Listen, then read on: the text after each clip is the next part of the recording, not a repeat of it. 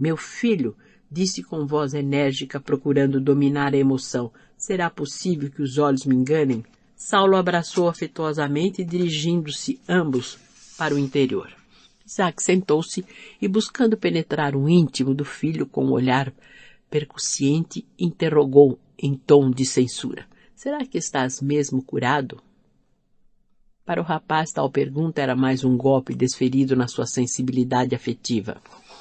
Sentia-se cansado, derrotado, desiludido. Necessitava de alento para recomeçar a existência num idealismo maior e até o pai o reprovava com perguntas absurdas. Ansioso de compreensão, retrucou de maneira comovedora. Meu pai, por piedade, acolhei-me. Não estive doente, mas sou agora necessitado pelo espírito. Sinto que não poderei reiniciar minha carreira na vida sem algum repouso. Estendei-me vossas mãos. Conhecendo a austeridade paterna e a extensão das próprias necessidades naquela hora difícil do seu caminho, o ex-doutor de Jerusalém humilhou-se inteiramente, pondo na voz toda a fadiga que se lhe presava no coração. O ancião israelita contemplou-o firme, solene e sentenciou sem compaixão. Não estivesse doente? Que significa então a triste comédia de Damasco? Os filhos podem ser ingratos e conseguem esquecer, mas os pais, se nunca os retiram do pensamento, sabem sentir melhor a crueldade do seu proceder. Não te doeria ver-nos vencidos e humilhados com a vergonha que lançaste sobre nossa casa? Ralada de desgostos, tua mãe encontrou lenitivo na morte. Mas eu? Acreditas-me insensível à tua deserção? Se resisti, foi porque guardava a esperança de buscar Jeová, supondo que tudo não passasse de mal-entendido, que uma perturbação mental houvesse atirado contigo na incompreensão e nas críticas injustificáveis do mundo.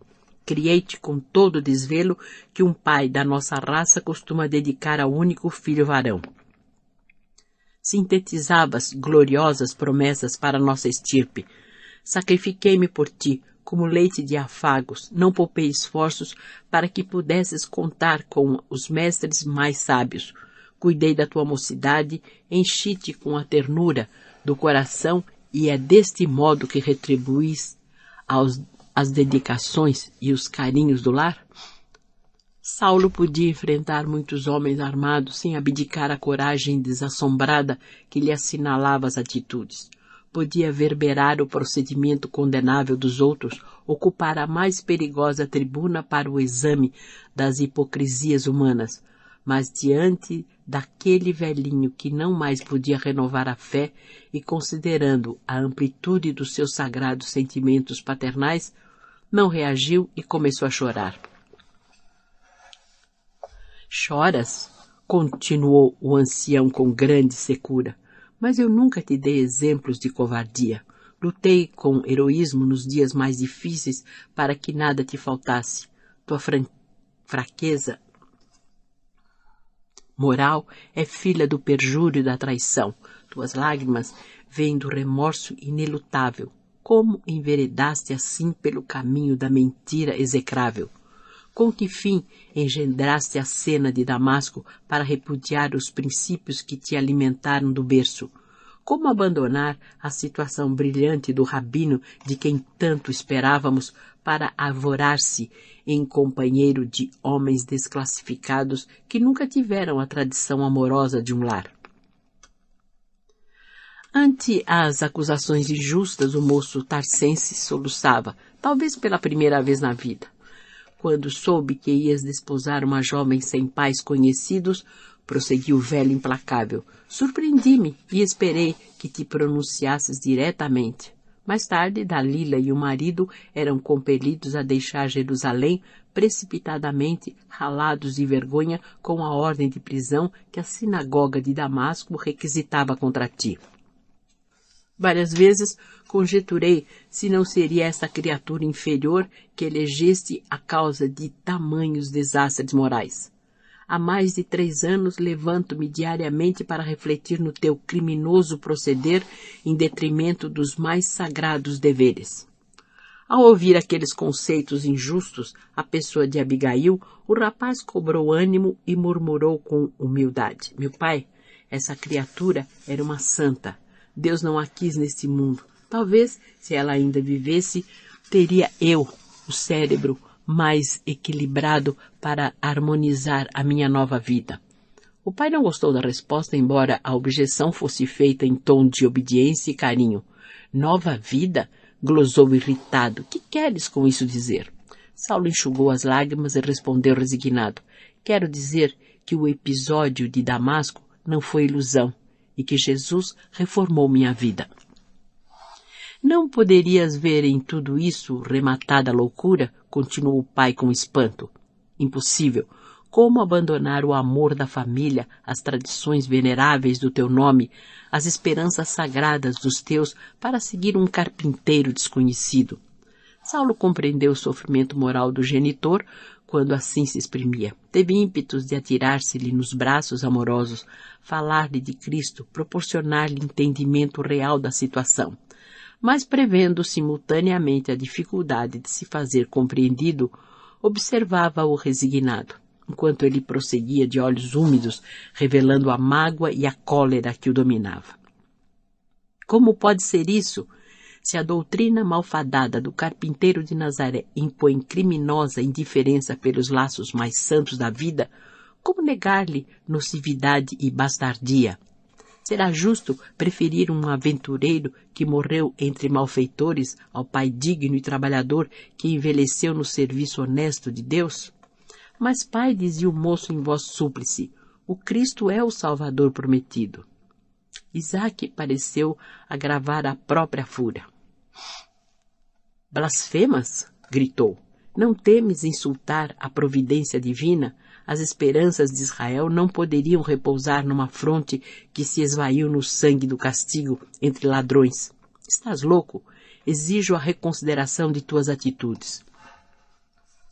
Enquanto fazia uma pausa, o convertido objetou. É certo que meu passado está cheio de culpas, quando não hesitei em perseguir as expressões da verdade. Mas de 3 anos a esta parte, não me recordo de ato algum que necessite reconsideração. O ancião pareceu atingir o auge da cólera e exclamou áspero. Sinto que as palavras generosas não quadram a tua razão perturbada. Vejo que tenho esperado em vão para não morrer odiando alguém. Infelizmente, sou obrigado a reconhecer nas tuas atuais decisões um louco ou um criminoso vulgar. Portanto, para que nossas atitudes se definam, peço-te que escolhas em definitivo entre mim e o desprezível carpinteiro. A voz paternal, ao enunciar semelhante intimativa, era abafada, vacilante, evidenciando profundo sofrimento. Saulo compreendeu e, em vão, procurava um argumento conciliador. A incompreensão do pai angustiava-o. Nunca refletiu tanto e tão intensamente no ensino de Jesus sobre os laços de família. Sentia-se estreitamente ligado ao generoso velhinho, queria ampará-lo na sua rigidez intelectual, abrandar-lhe a feição tirânica, mas compreendia as barreiras que se antepunham aos seus desejos sinceros. Sabia com que severidade fora formado o seu próprio caráter. Pré-julgando a inutilidade dos apelos afetivos, murmurou entre humilde e ansioso. Meu pai, ambos precisamos de Jesus. O velho inflexível endereçou-lhe um olhar austero e retrucou com aspereza. Tua escolha está feita. Nada tens a fazer nesta casa. O velhinho estava trêmulo, via-se-lhe o esforço espiritual para tomar aquela decisão. Criado nas concepções intransigentes da lei de Moisés, Isaac sofria como pai. Entretanto, expulsava o filho depositário de tantas esperanças como se cumprisse um dever. O coração amoroso sugeria-lhe piedade, mas o raciocínio do homem encarcerado nos dogmas implacáveis da raça abafava-lhe o impulso natural. Saulo contemplou-o em atitude silenciosa e suplicante. O lar era a derradeira esperança que ainda lhe restava. Não queria crer na última perda. Cravou no ancião os olhos quase lacrimosos e, depois de longo minuto de expectação, implorou num gesto comovedor que lhe não era habitual. Falta-me tudo, meu pai. Estou cansado e doente. Não tenho dinheiro algum, necessito da piedade alheia. E acentuando a queixa dolorosa, também vós me expulsais. Isaac sentiu que a rogativa lhe vibrava no mais íntimo do coração, mas, julgando talvez que a energia era mais eficiente que a ternura, no caso, respondeu secamente: corrige as tuas impressões, porque ninguém te expulsou. Foste tu que votaste os amigos e os afetos mais puros ao supremo abandono. Tens necessidades?